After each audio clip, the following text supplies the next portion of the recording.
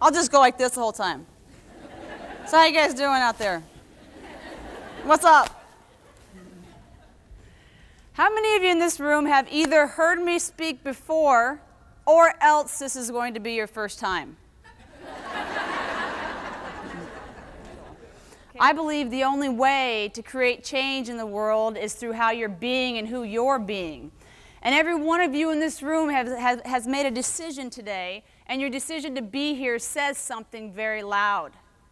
Your decision to be here today says, I care about my organization, be it the Coast Guard or be it the Navy. I care about my organization, and beyond that, I want to develop myself as a leader so I can help my organization become better and better.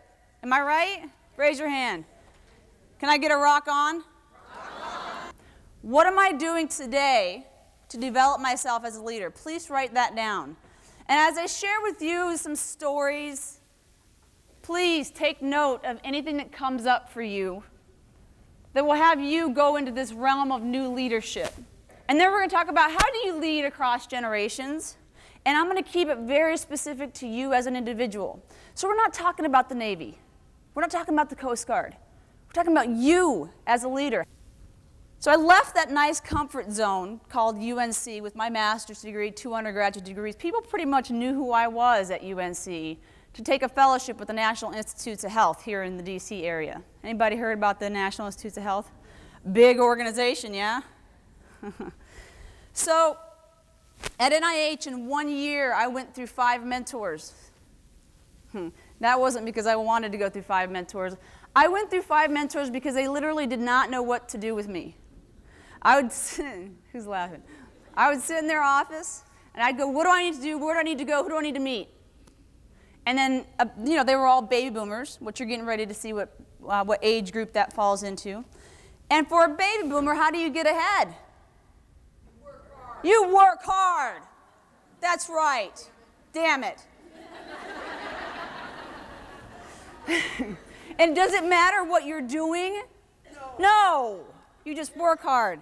So I thought, I'm gonna go out and research every single document this company put out into the media. In the 25 years they've been in business, I read it all in 2 weeks. Remember, I didn't have friends, and I lived in a 1-bedroom apartment by myself. It's about you. It's about the purpose in your life. It's about you pulling out purpose in other people. It's about you knowing what your core purpose is. It's about you. So the point I want to drive home here with these different generations is that none of them are right or wrong. They're just different. So if you're going to assume something about people, I welcome you to consider assuming well of them, even when it seems the absolute opposite is true. A seaman who was in charge of another seaman came to him and said, "Sir, he will not do the dishes." Master Chief Haiti said, "Well, what do you mean he won't do the dishes?" And he said, "I have asked him to do the dishes. They need to be done, but he won't do them." So Master Chief Haiti goes, I don't know, is it down, up, around, wherever he went to talk to this young sailor. So he went down there and he said, "Sir," he said, "young man, what seems to be the problem here?" And you can imagine the energy in the room. "Why should I do the dishes this way when the sign says to do it this way? It just doesn't make any sense, and I'm frustrated and I'm irritated." And he went on and on and on. Master Chief Haiti said, "All right, great. So what you're saying is a sign is stupid and makes no sense, right?" And he goes, "Yeah." And you can imagine they probably had that same sigh of relief. "Yeah, the sign makes no sense." And he goes, "Well, would you also agree," Master Chief Haiti asked him, "would you also agree the dishes need to be done?" And the young seaman said, "Yes." "Okay, great. So can you help us out with that? The sign's stupid, but the dishes still need to be done. Can you help us with the dishes?" And he went on and started doing the dishes.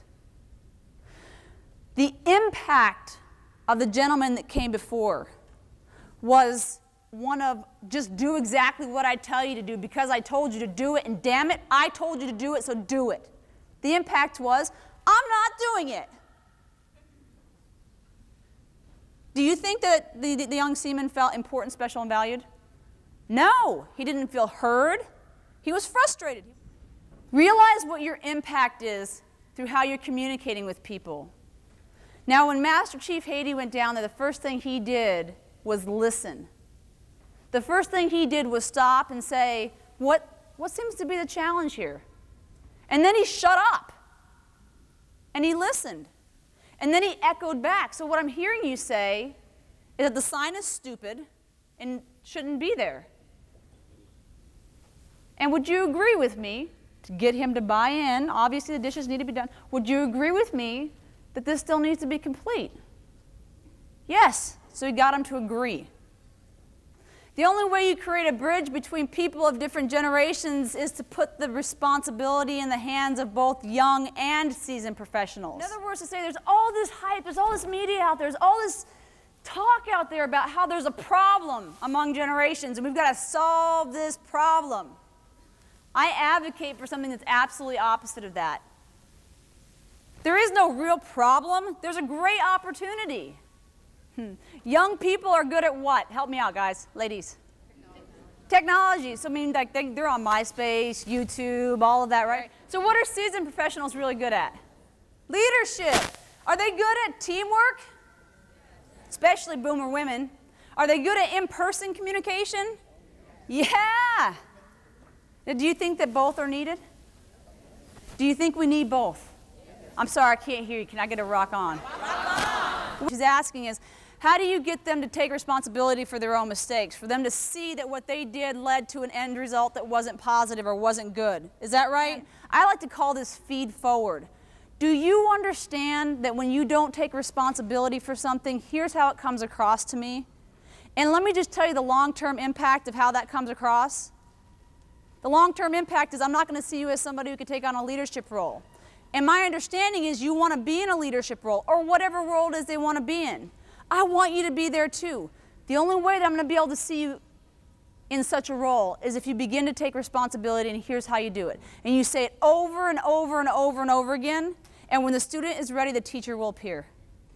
I'll come over here. What Ms. Burmeister said up on the stage today, I thought was very impactful, and it made me realize that I needed to check myself and how I address people. That a lot of people, when they're talking, should realize what they're saying and how it's actually going to motivate that person, to empower them. That where you are thinking that you're helping that person and motivating them, that maybe it's really your vision for them, not their vision for themselves. So, well, I thought it was impressive, and it always is impressive when we're talking about Misty Burmeister. So really, I think you always hit the mark, and really we need the audience to understand the things that are important to them, and then also be part of the solution to the things we're trying to move forward. And I think that a lot of the things that you bring out challenge them to do that. So that's important for them to not only just get the pitch. I mean, that's great, but it's being able to make sure they're charged with actually doing something positive for us. So To take personal responsibility. take personal responsibility. Right there, dude. That's what it's about. So. That's what it's about.